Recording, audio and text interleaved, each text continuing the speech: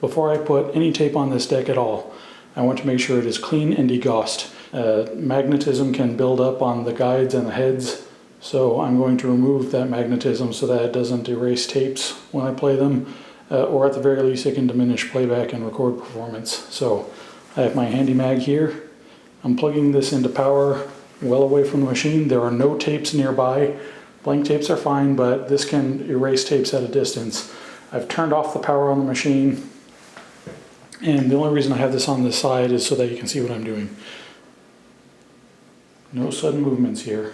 And as I get closer, I'm moving even more slowly.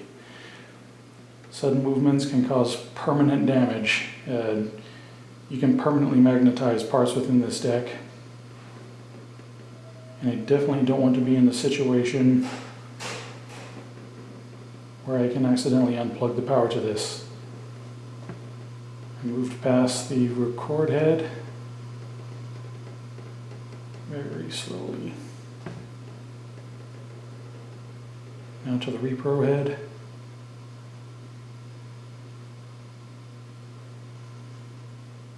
And around any guides. The guides are aluminum, but I'm really paranoid. Okay. Now I'm moving away from this even more slowly than I approached it.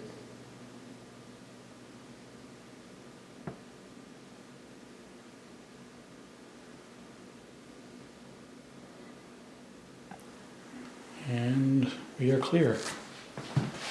Cleaning time. I'm not going to use any solvents on the pinch roller. I'm just going to use a very lightly damped cloth. 99.8% pure alcohol. Do not use rubbing alcohol.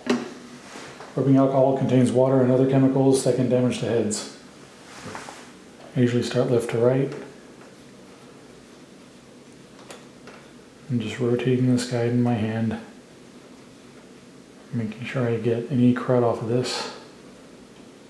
I'm not scrubbing hard. Okay. There's quite a bit of junk in it. My hands are very clean, by the way. I just washed them. I do not want to leave any oil on these. That one looks pretty good.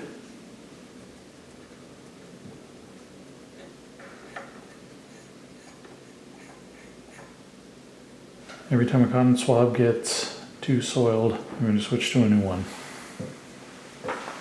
Capstan is my favorite part.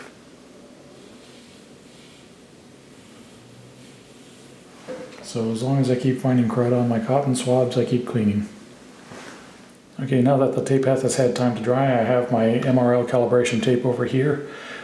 I put it on the take-up side because when one is done with the tape, you do not rewind it. The reason for that is it packs more evenly here, which makes it less susceptible to dust and damage, and it helps hide the audible artifacts of print through. So I have the deck set to high speed, that is 15 inches per second.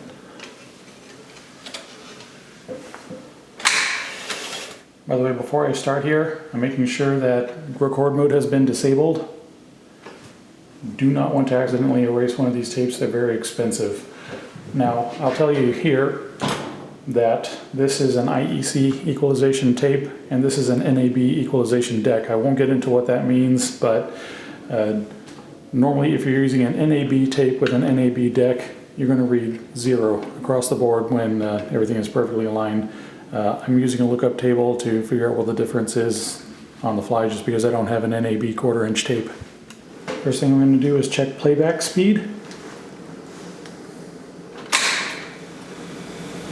MRL calibration tape, right?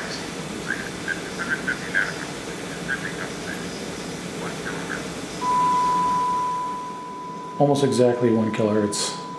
997. It's close enough I'm not going to mess with it. I'm going to check it in low speed. Should be 500 hertz. If I did need to make an adjustment to this, I would have to access the circuit board over here and adjust it with a trimmer. That's perfect. Okay, I went ahead and put on the case because everything is looking so good here. It's a handy little splicing block on top of the head block here. I'm using the 45-degree angle. Generally that's the one you want to use. It's pretty rare to need the 90 degree. The 45 is more secure and more sonically transparent. This is a brand new reel of RMGI 468. This is the tape I would recommend using with this deck. This is not the tape I use on my other decks, it's just that it happens to be the best one for this deck.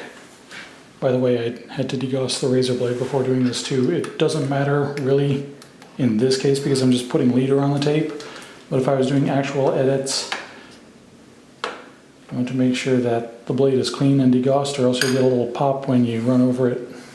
Okay, I'm using the back of my fingernail to apply the tape here to make sure I don't get any contaminants on the adhesive. Lay it into the splicing block and then use my fingernail to get any air out of the splice. Okay, I've wound the leader onto this side because I want to avoid handling the actual tape. You don't have to use leader, I just prefer it because it saves tape and it lets you know when you're coming to the end of the reel. It's fresh out of the package. I'm still putting it on the take-up side first because it's very tightly wound here.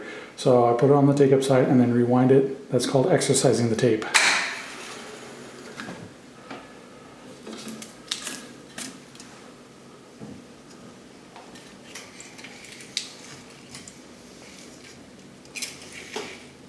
I'm going to test the record function. I have a 10 Hz through 25 kHz sweep tone coming from my computer. Looks like I set the record a little bit too high. It's alright. I repeated my sweep test up to 40 kHz this time, and I normalized the result. There's 1 kHz right there. So that's my 0 point. This right here is the head bump. That's normal artifact. This is one reason why people like the sound of tape. It's almost plus 2 dB at 57 Hz. For kicks and giggles, I decided to repeat my sweep at 7.5 inches per second. Now this test is done at minus 10 dB on the VU meters because at a lower tape speed we have a problem with what's called self-erasure in the high frequencies where the bias oscillator interferes with the pure tones. Okay, the signal recorded back to the computer here has been normalized. We have our head bump at 100 Hz,